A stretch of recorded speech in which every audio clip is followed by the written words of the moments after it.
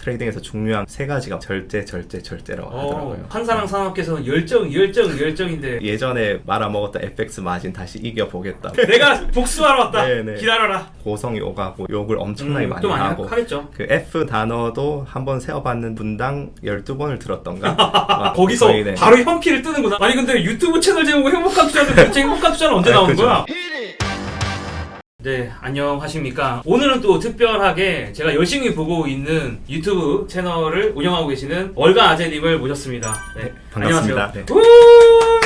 저희가 아직 본 지가 한 20분밖에 안 된 사이라서 서로 좀 어색할 수 있다는 거 알아주시고, 일단 깜짝 놀란 게 몇 가지가 있는데 롱리가 돼서 나타나셨다는 눈썹 문신을 하셨다고 하더라고요. 근데 제가 깜짝 놀란 게 뭐냐면 게스트를 이제 모시면은 대충 어떻게 할 거다 이렇게 얘기를 해주고 질문을 뭐 할지는 보내드리는 정도로만 하는데 월가 아재님이 답을 다 써왔어. 저희가 중간중간에 좀 스크립트를 보면서 할 수도 있을 것 같아요. 원래는 시카고에서 옵션 트레이더를 하시다가 뭐 여러 가지 일을 그 사이에 많이 겪으시고 지금은 어떻게 보면 이제 S&P에서 데이터 사이언티스트를 네네. 지금 하고 계시잖아요. 그래서 월가에서 자충우돌 했던 이야기, 그 다음에 또 어떻게 지금 뉴욕에서 일하시게 됐는지를 한번 좀 들어볼까 싶어요. 네네. 초등학교. 뭐 편하신 대로. 뭐 초등학교. 초중고는 뭐 대구에서 계속 나왔고 유학을 일본으로 갔어요. 고2 끝나갈 때쯤에 월가에서 일하고 싶다 그런 약간 꿈을 꿨는데 그때는 미국 대입 시험인 SAT도 전혀 준비가 안 돼 있었고 뭐 저희 집도 미국 대학에서 4년 학비를 대줄 형편은 아니었고 그렇게 있다가 어느 날 이제 리츠메이칸 APU라는 일본의 국제대학 제가 팜플렛을 보게 되고 그러면은 내가 한국 중국, 일본에서 대학 절반 다니고 미국으로 건너가면은 다국적 인재다 뭐 그렇게 받아주지 않을까 그런 생각에 이제 일본으로 가게 됐죠. 일본 생활은 어떠셨어요? 일본은 학교가 되게 조용하고 노인분들 많으시고 산 위에 이제 학교가 있어가지고 밤에 별 많이 보이고 행복하고 돌이켜보면 그때 이제 1년 거기서 있었던 때가 되게 행복했던 것 같아요. 그러면 이제 1년 정도 다니시고 이제 약간 다른 쪽으로 이제 거기 있다가 이제 홍콩 중문대학으로 교환학생 가고 이제 북경의 칭화대학에서 어학연수하고 그렇게 1, 2학년 보내고 이제 뉴욕대로 편입을 해가지고 그러면은 영어도 어느 정도 되시고 일본에서 학교 다녔으니까 일본어도 될 것 같고 칭화대에서 어학연수 했으면 중국어도 될 거고 영어까지 짱인데? 그게 계획이었는데 결국은 뭐 일본어, 중국어는 되게 기초만 하고 건너가게 됐어요. 네. 그래서 뉴욕 NYU로 가신 거죠? 네네네. 학교 다녀보니까 어떠셨어요? 일단은 이제 미국 취직하고 싶어서 건너간 거니까 취직을 해야 되는데 원래 계획했던 뭐 한중일 다국적 그런 거는 전혀 쓸모가 없었고 결국 영어 잘하고 학점 좋고 그 다음에 인턴십을 좀 많이 해야 되더라고요. 그래서 저 그 당시에 한국에 뭐 일본 이런 데는 졸업반 때 뭐 인턴을 좀 해가지고 이제 취직하고 그런 시기였는데 뉴욕대 가보니까 거기 동기들은 다 1학년 때부터 소규모 금융회사에서 인턴십 하고 2학년 때 조금씩 이제 중규모 가서 3학년 때 이제 투자은행 인턴십 해가지고 채용되는 그런 프로세스 있더라고요. 2학기는 다녀야지 그 학생 비자로 인턴십 할 수 있는 규정이 있었어요. 저는 근데 또 한 학기 하고 군대 갔다 오니까 사실상 4학년 2학기까지 이제 인턴을 못하게 된 거죠. 그래서 고민하다가 뭔가 경험이라도 레주메에 적어야 되니까 트레이딩 회사를 뭐 작게 사실 뭐 회사라고 하긴 그렇고 1인 사업자 법인 등록해서 친구한테 돈 빌려가지고 트레이딩을 좀 했었죠. 아무도 나를 써주지 않으니까 내가 나를 쓰겠다 약간 그런 관점 아닙니까? 네, 근데 결과는 좋지 않았죠. 친구들에게 투자를 받아서 그 투자금을 이제 본인 돈까지 같이 운용을 한 거죠? 그죠. 그 당시에 저한테 이제 투자하겠다는 친구가 있어가지고 2천만 원을 빌려줬는데 이제 FX 마진이라는 아주 마의 고레버리지 상품을 하다가 다 날려서 미안하다 나중에 갚아줄게 했는데 뭐 괜찮다고 믿는다고 4천을 또 붙여주더라고요. 그래서 아니 묻고 더블로 가네? 그래서 그래서 또 했는데 또 장렬하게 다 날렸죠. 그러면 이제 또 더블로 갔습니까? 그래서 괜찮다고 하는데 이젠 제가 안 괜찮다고 이제 여기까지만 하고 뭐 한 10년 좀 더 됐을 것 같은데. 네, 그쵸. 맞죠? 10몇 년. 아니 근데 나는 그 빌려준 분이 더 신기해. 어떻게 이렇게 돈이 많지? 금수저는 아니고 그 당시에 그 친구가 한 주식으로 1, 2억을 벌었거든요. 그래가지고 일본 대학 다닐 때 룸메이트를 해가지고 그분도 한국분이세요? 네네, 한국분. 한국분이고 저도 룸메이트랑 같이 창업했고 그래가지고 남의 얘기 같진 않은데 그러면은 결국 트레이딩 회사를 제 자신만의 이제 그런 투자 회사도 하셨는데 이제 날려먹고 다 날려먹고 그럼 이제 어떻게 취업을 했어요? 법인 등록해서 트레이딩을 했는데 다 날렸다 그렇게 적었는데 그 당시엔 전 몰랐는데 미국 비즈니스 사회에서 그런 실패한 경험 그리고 솔직한 경험에 대해서 좀 많이 쳐주더라고요. 그리고 트레이딩 업계에서 이제 군대 경험을 되게 많이 쳐주더라고요. 그래가지고 이제 시카고로. 약간 궁금한 건데 그 군대 경험을 좋게 쳐주는 건 뭔가 일사불란하게 움직일 수 있을 것 같다 약간 그런 생각 때문일까요? 일단은 절제력이 되게 중요한 것 같아요. 트레이딩 회사를 면접 볼 때도 트레이딩에서 중요한 세 가지가 뭐냐고 저한테 질문을 하더라고요. 그래서 뭐 이것저것 뭐 말했는데 절제라고 하더라고요. 그래서 아니 이거 뭐 한사랑 산업계에서는 열정인데 절제였구나. 네, 그래서 그것도 있고 뭐 체력이나 담력 뭐 그런 것도 이제 보는 것 같아가지고 군대 경험을 좀 도움을 받았습니다. 그러면은 시카고로 가신 건 몇 년도쯤이세요? 2011년? 2011년? 10년 전에. 잠깐만 금융위기 때는 학교를 다녔던 건가 그러면은? 금융위기 터지고 있을 때 이제 군대에 있었어요. 완전 좋았는데? 네. 근데 막 좋진 않았던 게 이제 네네네. 복학하고 취직해야 되는데 저보다 1년 선배들은 거의 다 이제 취직 많이 못하고 저희 때도 좀 아직 채용을 많이 해가지고 네. 그래도 한 11년쯤 됐으면 좀 풀렸을 네. 것 같고 이제 10년도에 채용돼서 11년에 시작하는. 그러면 이제 시카고를 가셔서 어디서 트레이딩을 하신 거예요? 시카고에서 저는 옵션 트레이더였거든요. 저희 회사는 시카고 옵션 거래소에서 이제 전문으로 트레이딩하는 회사였고 처음에 이제 말단 견습생으로 이제 거래소에 이제 지문 찍고 출입해가지고 점심 배달하고 거래소 플로어에 가면은 그 핏이라고 이렇게 동그랗게 생긴 그런 공간이 있거든요. 그 핏이 약간 콜로세움 같이 이렇게 올라가는 형태로 생겼거든요. 네. 사실 결투하는 거잖아요. 아마 핏이란 이름 유래도 쪽인 것 같은데 네. 그럼 저희 같은 견습생들은 이제 이 위쪽에 이렇게 딱 서 있어요. 다 서서 이제 트레이더들이 본인들이 매매하는 거랑 이제 브로커랑 매매되는 거랑 그 큰 매매 있으면 이제 수신호 같은 걸로 헤드셋으로 전달하면은 저희는 그 위에 서가지고 그거를 본사로 전달하고 커뮤니케이트 하는 건데 본사에도 스크린 트레이더 일반적으로 이제 스크린 트레이더는 모니터 막 이렇게 많으면은 막 하시는 분들 그래서 저희는 핏트레이더 대여섯이랑 스크린 트레이더 한 두세 해가지고 이제 연기하는데 견습생들이 이제 자빌들 하면서 이제 하는 거였죠. 뭐 그러니까 일반 투자자들 입장에서는 HTS로 대체됐다 뭐 네. 이렇게 생각할 수도 있을 것 같거든요 저는. 네, 그쵸. 그래서 이제 선물 같은 상품들은 제가 이미 갔을 때도 많이 없어지는 추세였고 옵션은 근데 아직도 좀 많아요. 2011년도 기준으로는 SPX 상품, S&P 500 지수의 옵션 상품 같은 경우에는 제 기억으로 한 92%가 핏에서 이루어지고 8%만 스크린이었거든요. 참고로 지금 월가제님이 계시는 회사가 S&P 글로벌이라고 여러분들 다 아는 바로 그 S&P 500 그거를 만든 회사거든요. 거기서 근무하고 계시는데 회사 입장과는 전혀 무관하고 그리고 언제나 그렇지만 투자와 관련된 추천도 전혀 아님을 이제 알려드립니다. 저는 핏 얘기를 들을 때마다 영화 글래디에이터가 자꾸 떠오르네요. 네. 트레이딩하는 그 핏이 똑같지 않나 싶거든요. 네, 실제로 막 주먹 다짐도 터지기도 하고 그냥 거기서 거의, 바로 현피를 뜨는구나. 근데 그냥 또 그러고 막 둘이 맥주 마시러 가고 톡식한 되게 남성 마초 문화여가지고 약간 남중 느낌도 나고 거기 서 있는 것 자체만 해도 정말 막 기가 빨리거든요. 고성이 오가고 욕을 엄청나게 많이 또 하고 하겠죠. 그 F 단어도 한번 세어봤는데 제가 막 분당 12번을 들었던가 막 저도 이제 군대 갔다 온 직후고 체력적으로 괜찮다고 생각했지만 어느 날 이제 오후에 위에 서 있다가 제가 졸았어요. 그래가지고 본사로 올라가라고 너는 보니까 얘는 영어도 막 그렇게 막 자유자재로 막 하는 것도 아니고 핏에서 쓸만한 그건 아닌 것 같다. 그래가지고 스크린 쪽으로 하게 됐는데 그게 사실은 저한테는 좀 행운이었죠. 옵션 핏은 좀 살아있긴 했었지만 어쨌든 장기적으로 좀 사라진 추세고 약간 구경제 네네. 같은 느낌? 그죠.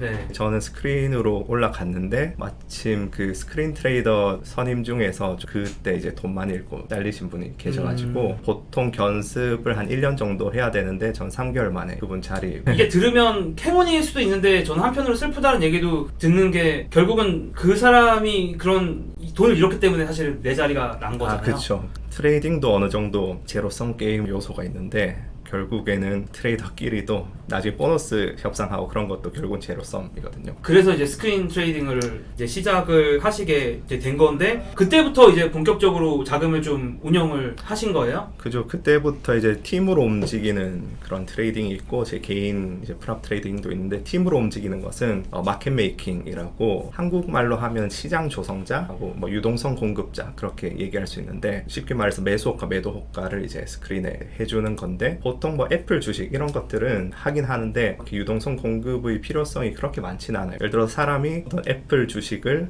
사고 싶을 때 그 팔 사람이 있어야 되잖아요. 애플 주식 같은 주식들은 팔 사람이 항상 존재하기 때문에 사고 팔고 이런 게 원활한데, 옵션 같은 경우에는 이제 애플 주식의 옵션 중에서도 7월 만기, 8월 만기, 9월 만기 그쵸. 이런 것들이 있고, 또 같은 만기 중에서도 그 행사가별로 수백 개가 있기 때문에 제가 뭐 7월 만기 뭐 애플 95 행사가 콜 옵션을 딱 200계약 사고 싶다 했을 때 딱 그거를 팔아줄 사람이 없거든요. 그런 것에 대비해서 저희 같은 마켓 메이커들이 이제 항상 호가 제시를 하고, 마켓 메이커들은 이제 돈을 벌 때 매수 매도 호가 차이를 이용해서 이제 사고 파는 거죠. 예를 들어서 뭐 일반적으로 은행에서 환전하시면은 이제 살 때는 비싸게 사셔야 되고 팔 때는 낮게 파셔야 되는데, 그런 거를 하는 거라 생각하시면 돼요. 네. 그러면은 스크린으로 하시면서는 마켓 메이킹 쪽을 팀 단위로 계속 하셨던 거고. 네, 팀 단위로 하고 이제 제 개인 프랍 트레이딩은 조금 방향성 매매하고. 그 다음에는 채널 이름도 행복한 투자인데 시카고에서 계속 그 행복한 투자 계속 하셨습니까? 그러지 못했기 때문에 이제 네. 행복을 추구하는 건데, 네네. 10년 전에 이제 그 당시에 말씀드렸듯이 그 분위기가 굉장히 톡식한 마초 문화예요.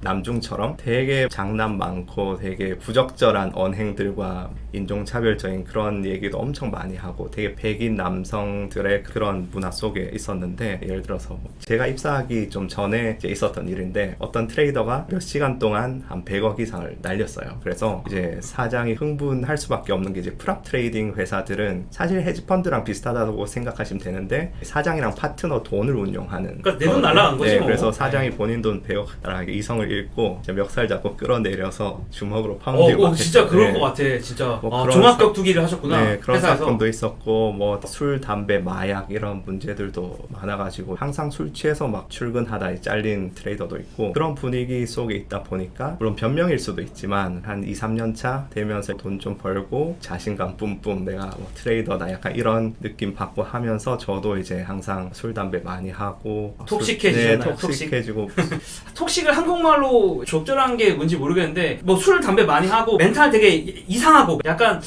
타락했다? 그런 걸 톡식이라고 해요. 그리고 뭐 필름 끊겨가지고 행인이랑 막 시비 붙어서 수술해서 거의 손 못 쓸 뻔 하기도 하고, 재활치료 받고 막 그렇게 하다 보니까 사람이 이제 그런 쪽에서 무너지니까 실제로 다른 데서도 다 무너지더라고요. 회사에서도 트레이딩이 좀 안 되기 시작하고, 저는 사실 옵션 전문이었잖아요. 그래서 옵션에서 돈을 번 건데 그 자신감이 다른 데서도 당연히 내가 돈 잘 번 사람이다 이런 착각으로 이어지더라고요. 그래서 뭐 사업 같은 거 하다가 말아먹고, 또 친구한테도 사기를 좀 당하고, 또 예전에 말아먹었던 FX 마진 다시 이겨보겠다. 내가 복수하러 왔다. 네네. 기다려라.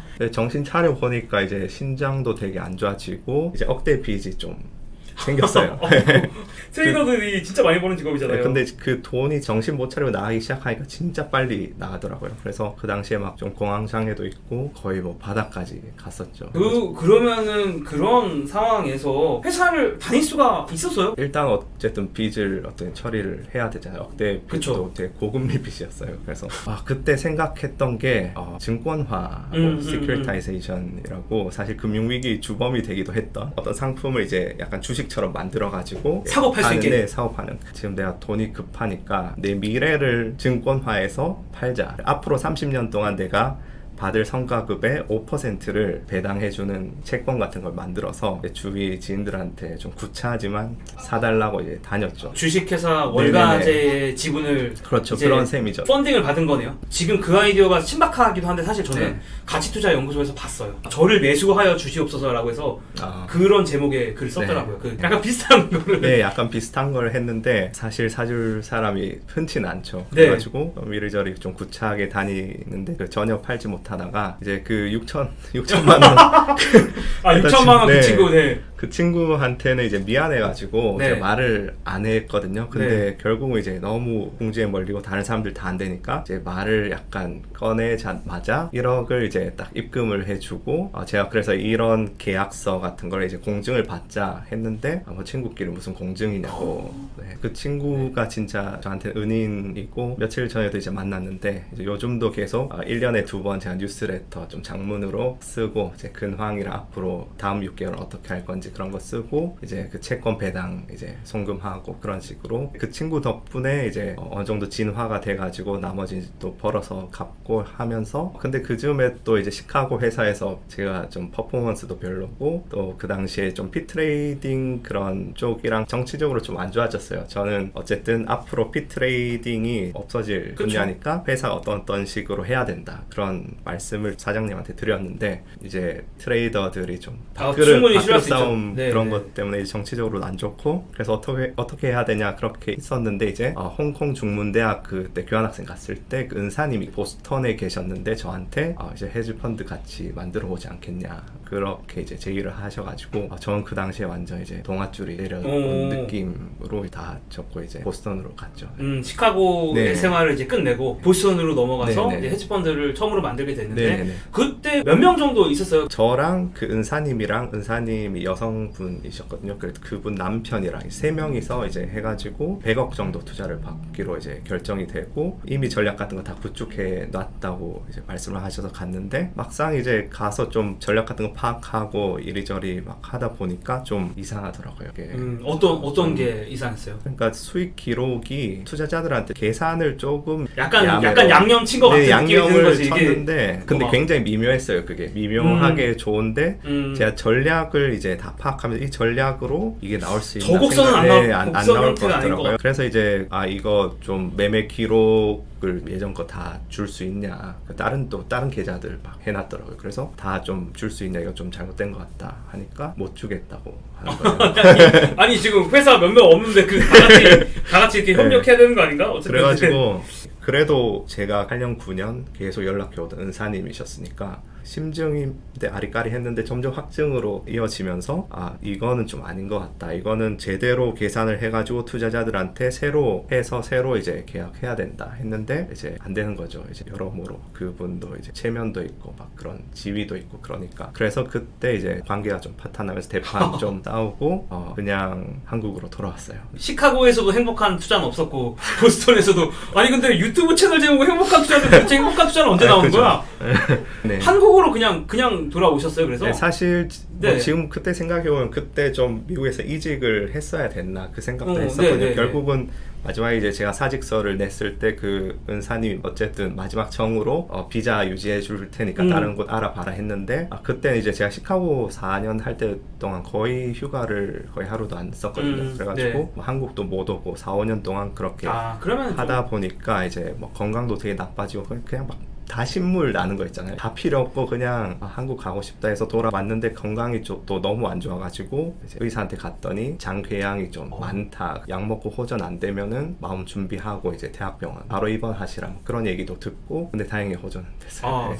한 몇 달 계속 요양만 했어요. 이제 정신 차리니까 한국 이렇게 돌아와 버렸네. 이 현실 감각이. 고등학교 2, 3학년 그죠. 때쯤에 이제 내가 월스트리트의 우뚝섬 트레이더가 되겠다라는 네. 그런 꿈을 품었는데 어느새 정신 네. 차리고 나니까 다시 방구석에 네. 있는 방구석에서 스타크래프트 하면서 아무 생각 없이 멍 때리고 있다가 이제 현실 감각이 돌아오는 거죠. 내가 도대체 여기서 뭐 하고 있나? 왜 거기서 이직을 안 했어요? 그러면서 이제 서울로 상경해서 직장을 구하기 시작했죠. 뭐 어디 알아보셨어요? 한국에는 인맥이 막 아주 많진 않았을 것 같아요. 미국에 비하면. 그쵸. 일단은 어쨌든 제가 트레이딩을 해왔으니까 트레이더 자리를 구직을 하는데 와서 보니까 한국에는 트레이딩 산업 자체가 그렇게 막 형성이 많이 안 돼 있는 것 그러니까 같더라고요. 회사가 네네. 별로 없죠. 물론 뭐 네네. 프랍을 하는 데들이 있긴 한데 네, 프랍도 뭐 있고 뭐 딜링룸에서 네, 있긴 있긴 한데 한데. 그게 그냥 조금 소규모고 미국처럼 막 1조짜리 막 프랍 트레이딩 회사들이 막 수십 개 있어가지고 뭐 정기적으로 채용하고 막 그런 그 토양이 없더라고요. 그냥 네네. 되게 폐쇄적이고 작은 커뮤니티, 그죠. 그러니까 뭐 나쁘다는 건 아닌데 그냥 이 산업 자체가 그냥 되게 작은 거죠. 네, 그래가지고 네. 정말 좋은 분들도 많이 만나고 양지에 계신 분들 트레이딩 쪽으로 이렇게 막 아름아름 사람 만나고 막 그러다 보니까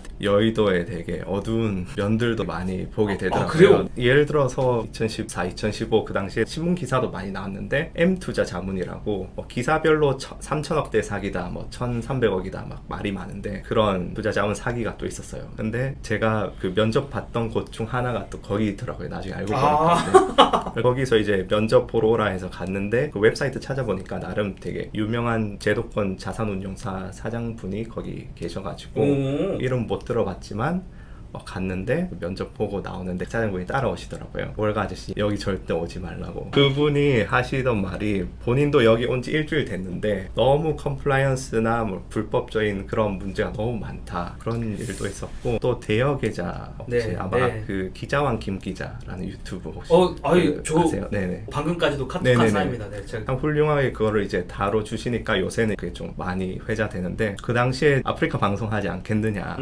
그 섭외를 받았어요. 이제 만나 뵙는 분들이 저한테 아프리카 방송하면 본인이 최고 많이 벌 때가 한 달에 1억 8천 정도 번다. 평균 한 1억씩 번다. 막 그런 얘기를 하시더라고요. 방송 자체는 그게 한 500만 원 정도 버는데 나머지는 어디서 버냐면은 대여 계좌라고 파생이나 옵션 선물이나 옵션 그런 거 매매하는데 왜 그 증거금이 많이 필요하잖아요. 1계약을 하려면은 뭐 몇천만 원을 넣고 증권사에서 이제 매매를 해야 되는데 대여 계좌들은 쉽게 말해서 불법 증권사인 거죠. 그냥 막 100만 원만 넣어도 1계약을 할 수 있게 해주고 엄청난 레버리지죠. 코스피 지수가 조금만 올라도 이제 다 오링 나는. 근데 또 반대로 가면은 잘 맞추면은 100만 원으로 막 300만 원, 1000만 원도 만들고 약간 진짜 도박식으로 하는 이제 그런 이제 업체를 다 연계해가지고 물론 아프리카 주식 방송 하시는 분들이 다 그런 건 아니고 진짜 일부 몇몇이 연계가 돼 있어가지고 그쪽으로 그 사람들을 이제 추천을 해서 리베이트를 받더라고요. 그렇죠. 왜냐하면 그게 중요한 이유가 그 사람한테 들은 얘기인데 증권사 같은 경우에는 본인이 어떤 매수 매도 주문을 넣으면 그게 이제 거래소로 가서 거래가 돼요. 근데 대여 계좌는 사실 그게 된다고 느끼게 하지만 실제로는 연결이 안 돼 있거든요. 왜냐하면 그런 식으로 엄청난 고레버리지로 하시는 분들 거의 99%가 다 손실을 입기 때문에 아예 그냥 보내지 않고 그냥 스크린에만 보냈다. 그러니까 사이버 거래만 하면 되는 거 아니야. 그러면 알아서 그분들이 다 손실을 내면 입금했던 금액은 그 대여 계좌 업체가 꿀꺽하는 거죠. 그런 식으로 1위 하는 업체가 그 당시에 한 달에 5억 넘게 번다. 근데 그래서 제가 그러다가 이제 가끔씩 대박 치는 사람이 있으면 어떡하냐 물어봤더니 그럴 경우에는 전화선 뽑고 이제 사무실 닫고 그냥 딴 데 가서 차리면 된다 이렇게 말하더라고요. 왜냐하면 그게 결국은 이용자들도 불법이니까 신고를 못해요. 그걸 이용한 것도 이제 정당하지 않기 때문에. 그래서 대여계좌 이용하시는 분들도 대여계좌 업체를 고를 때 제일 주안점을 두고 살펴야 될 게 신뢰성인 거죠. 돈 떼먹고 안 도망갈 대여계좌 업체. 그런 데서 이제 아프리카 방송인들이 들어와가지고 뭔가 신뢰감을 이제 심어주는데 대놓고 이렇게 일로 연락하라. 배너같이 띄워놓잖아요 보통. 네, 근데 그런 분들은 좀 초짜고 진짜 잘하는 잘한다고 하긴 그렇지만 그렇게 하시는 분들은 그런 티를 안 내요. 그냥 HTS만 살짝 보여주고 티 안 내다가 시청자들 중에 프락치들이 있어요. 스파이들이 있어가지고 누구누구님 근데 지금 쓰시는 업체 어디냐고 본인도 지금 구하고 있는데 그런 식으로 시청자인 척해서 물어보면은 처음에는 몇 번 이제 거절해요. 이제 그런 건 좀 그렇다고 3번 4번 하다가 슬슬 여론이 그냥 한 번만 말을 다 그런 식으로 그런 식으로 하면 슬쩍 흘리고 막 돌아가는데 그래서 한 달에 1억 이상이라니까 저도 솔깃했죠. 근데 모니터링도 하고 그랬는데 결국은 근데 돈도 중요하지만 모르겠습니다. 그냥 그렇게까지 살고 싶을까? 그런 분들을 보면 명품 되게 두르고 계시거든요. 근데 되게 행복하지 않아 보였어요. 행복하지 않고 좀 악귀 같은 느낌? 상대한테 뭔가를 뺏고 싶고 항상 굶주려 있는 그런 느낌 있잖아요. 악귀? 네네. 이제 불교 이런 데서 아무리 먹어도 배가 고픈 끝없는 어떤 욕망 속에 사는 그런 사람이구나. 왜냐하면은 저를 섭외하려고 했던 사람 둘 중에 한 명이 저한테 따로 연락해가지고 지금 얘랑은 7대 3인데 그렇다 버리고 본인이랑 하자 그런 얘기를 하기도 하고 진짜 아기지옥이 따로 있을까 그런 느낌을 되게 들게 하더라고요. 듣기만 해도 좀 힘드네요. 저는 어쨌든 바닥까지 떨어졌지만 알량한 자존심은 그때 남아있어서 바닥이시지만 제가 보니까 지하실이 있었네. 그래서 또 안 한다 했더니 그런 얘기도 하더라고요. 그러면은 혹시 걸릴까봐 그러시는 거면 괜찮다. 전면에서 하는 사람들은 다 괜찮으니까 구속 안 된다 그런 얘기도 하고 정 그러시면은 걸그룹 연습생 그런 분들을 섭외해가지고 전면에 세우고 저는 이제 채팅으로 화면에 매수 매도 같은 거 이제 스크립트 써주면은 이제 그 사람이 하는 척 하면 된다. 그런 얘기도 하더라고요. 그러니까 어차피 이 사람은 나와서 그냥 얼굴마다 한 명 세우고 그냥 아무 말 막 하고 있다가 채팅으로 대충 메시지 주면 선물 이쯤에 매수 가면 나 나스닥 선물 가스할 것 같은데 매수하고 이제 그런 그죠, 걸 그죠. 하라는 거죠. 실제 매매는 뒤에서 하시고 네. 야이씨 그냥 제가 듣는 입장에 솔직히 말하면 야 되게 고민 많이 하겠다. 맞아요. 이 맞아요. 비즈니스에 대해서 어떻게 하면 사람들을 뽑아 먹을지 네, 맞아요. 아니 되게 고민을 많이 했네. 안 그래도 그때 기자왕 김 기자님한테도 괜찮겠냐고 이래가지고 네. 저는 걱정이 돼서 그 사람이 집 앞에 안 찾아오겠냐고 그냥 얼굴 다 네, 네, 맞아요. 보이고 다 그리고 또 이게 엄청난 많은 돈이 오고 가는 건데 맞아요, 맞아요. 이거 하는 사람들 입장에서 어쨌든 되게 열받을 거고 맞아요. 누군가에게 강한 원한을 사는 거는 그렇게 좋지 않은 결과를 이어질 수 있으니까 제가 되게 걱정이 많이 네네, 돼서 맞아요. 그래서 제가 막 까고 싶다가도 이게 네. 내가 쫄려가지고 못 가겠네 무서워. 그쵸. 저 약간 그 널드들끼리 개발만 하고 막 그런 인생만 살아온 사람이라서 저는 사실은 네. 이런 맞아요. 다크 사이드를 사실 잘 몰라요. 근데 제가 느낀 게 양지에 있는 분들이 진짜 독하게 마음 먹으면 절대로 음지에 있는 사람들이 뭘 해도 이길 수는 없다. 그리고 네. 시대가 이제 바뀌고 있어가지고 제가 여러 군데를 돌면서 느낀 것들이 진짜 그런 사람들이 많은 곳에서는 그렇게 행동하는 게 본인 이롭고 또 이제 좋은 사람들이 많은 곳에서는 또 좋게 행동하는 것이 이로운 그런 것들 많이 관찰을 했거든요. 어쨌든 좀 낙관적이라서 우리 사회도 점점 나아지고 있고 그런 걸 좀 얘기해도 괜찮은 그리고 얘기해야 네. 되고 네, 그렇죠. 얘기를 당연히 저는 네. 해야 되는 거고 사실은 뭐 저는 대여 계좌라는 명칭 자체부터 솔직히 마음에 안 들어요. 왜냐면 대여가 아니거든.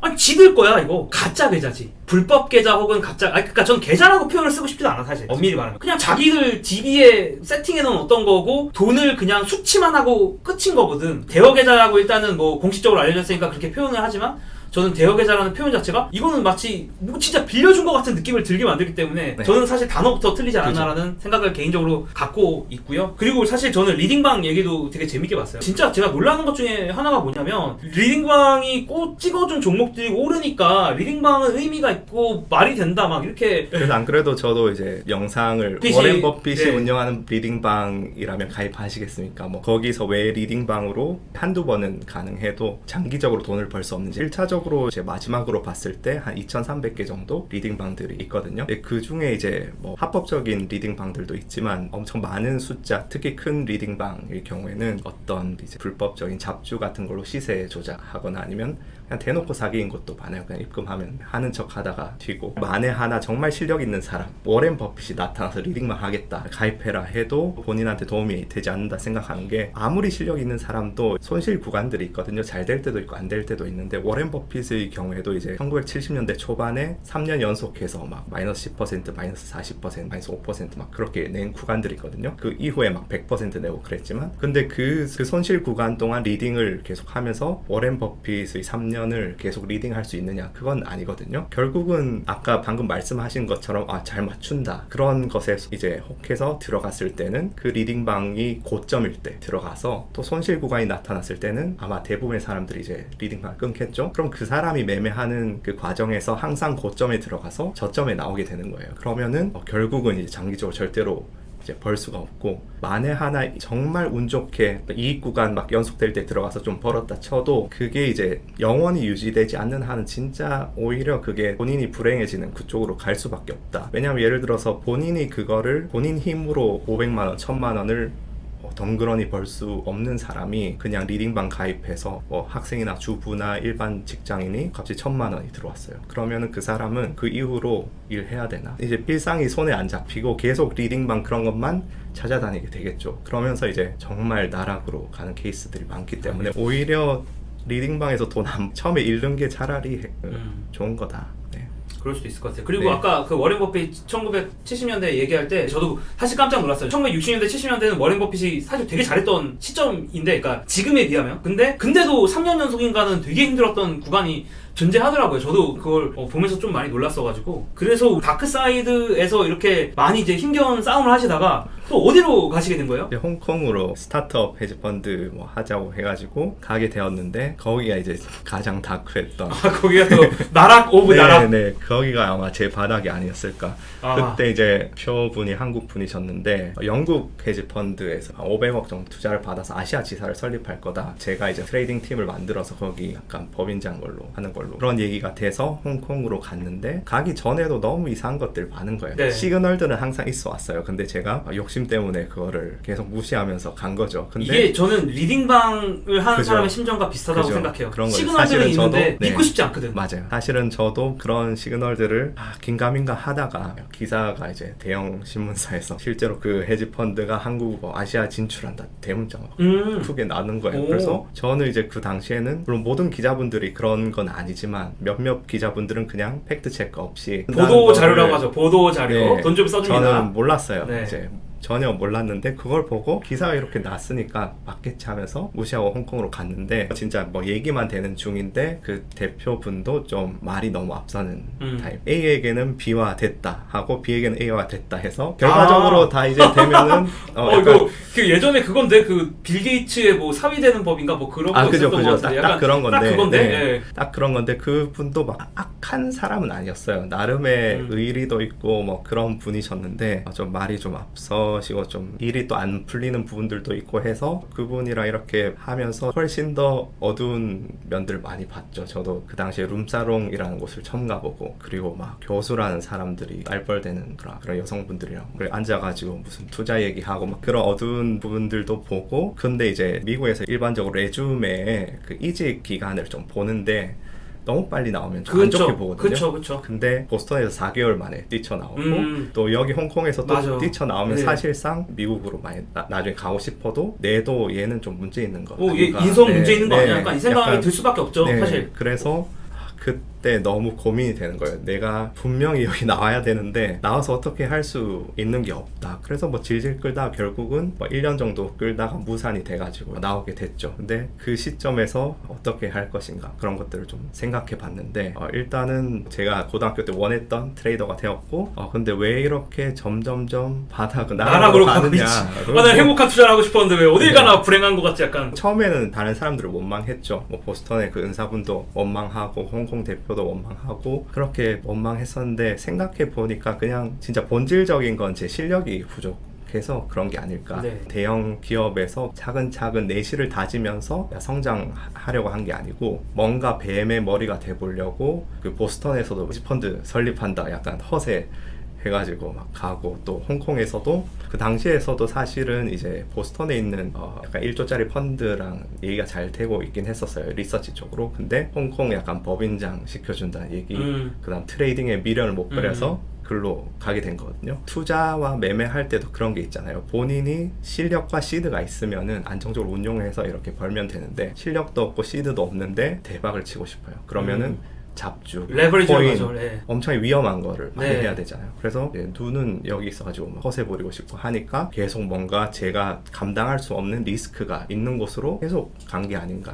그 생각을 하면서 내가 이제 30대인데 마지막으로 어쨌든 실력을 쌓아야겠다. 아마 마지막 기회일 것 같아서 실력 쌓아야겠다 생각해서 그때는 이직 생각 안 하고 그때 이제 데이터과학 석사로 이제 콜롬비아로 가게 됐어요. 다시 뉴욕으로 가신 거네요. 그쵸. 제가 보기에는 뭔가 뉴욕에서는 그래도 조금 나쁘지 않은 것 같고 네. 시카고 조금 험난하고 보스턴 최악이고 홍콩은 나락이. 그래서 다시 콜롬비아로 이제 그 네. 학교로 들어가셨고 그럼 이제 약간 전과를 하신 것 같아요. 제가 그죠. 보기에는. 경영학을 학부 때 했으니까 제가 콜롬비아 갔을 때 거의 파일럿 단계에서 한 1, 2년 정도 지났을 때 거의 초창기. 사실은 제가 컴퓨터 사이언스 가고 싶었거든요. 코딩이나 뭐 학부 때 그게 너무 안 돼 있으니까 컴퓨터 사이언스는 이제 학부 때 이런 쌓아야 될 것들이 그쵸. 다 이제 요건으로 많아가지고 데이터 사이언스는 약간 좀 약간 융합 과목이긴 하잖아요. 네네네, 그죠. 어떤 데이터를 갖고 올 거냐는 것도 사실 되게 중요한 거라서. 네, 그래서 이제 마침 콜롬비아가 그때 만들었던 돌이켜 보니까 그게 되게 운이 좋았던 훨씬 거죠. 더 네네네. 좋은 커리어일 수도 네. 있을 것 같아요. 저는 딱 그 왜냐하면 생각이 들어요. 제가 합격 발표 그 즈음이 지원하고 이제 몇 달 후에 그 이세돌 씨랑 알파고 경기가 있었거든요. 그때 기점으로 이제 데이터 과학이 좀 업계 전반으로 막 퍼지기 시작하고 제가 졸업할 때쯤에 수요도 많고 아마 지금 콜롬비아 제가 네. 지원하면 아마 바로 컷 당할 그 약간 것 전 같은데. 세계적인 주목을 약간 덜 받기 전에 네네, 파일럿으로 아직은, 네네. 했을 때 어떻게 보면 네. 전공적으로는 어떻게 보면 되게 운이 네. 좋았다고 볼 수도 있겠네요. 네. 물론 또 그 운만으로 뭐 사람 당연히 되는 게 아니라고 저는 생각하지만 네. 어떠세요? 갑자기 이제 코딩 해보고 하니까 처음에는 진짜 네. 힘들었죠. 너무 힘들었는데 파이썬부터 하나요? 데이터 네, 파이썬 하고 상담을 주로 할 것 같아요. 그런 생각들 많이 하시잖아요. 금융업계에 있는 친구들한테도 이런 고민 상담 되게 많이 받는데 내가 문과였는데 지금 공부해서 될까? 다들 코딩이 앞으로 중요해진다는데 지금 해서 될까? 근데 저도 그 생각으로 계속 사실은 시간을 허비하면서 공부를 안 해왔거든요. 근데 고등학교나 학부 때는 막 학점 따야 되고 경쟁이잖아요, 이게. 근데 이제 석사 이상 레벨에서 자기 개발식으로 이제 공부를 할 때는 그런 거랑 전혀 필요 없이 그냥 내가 아무리 시간이 오래 걸려도 그냥 차근차근 이해만 되고 현업에 적용할 수 있을 정도만 되면은 어쨌든 효용이 있기 때문에 그런 거 신경 안 쓰고 하니까 좀 스트레스를 덜 받더라고요. 그래서 저는 기초가 안 돼 있어 학부 공부하면서 석사 수업 듣고 밤에는 매일 코딩 문제 한두 개씩 이제 풀고 그렇게 좀. 그래서 이제 2년 정도 걸리신 거예요? 네, 1년 반. 1년 반 정도? 1년 반 정도 이제 그 뉴욕에서 콜롬비아에서 보내시고 그 다음에는 이제 취직을 또 하셨나요? 네, 하은우라고 광고하고 다녔어요. 안티팬이 있어가지고 제가 이제 약간 애매하다. 욕을 먹고 있어요. 그래서 결론은 차원이었다. 결론은 결론은 월가의 차원은. 네, 월가의 차원으로 하겠습니다. 예, 알겠습니다.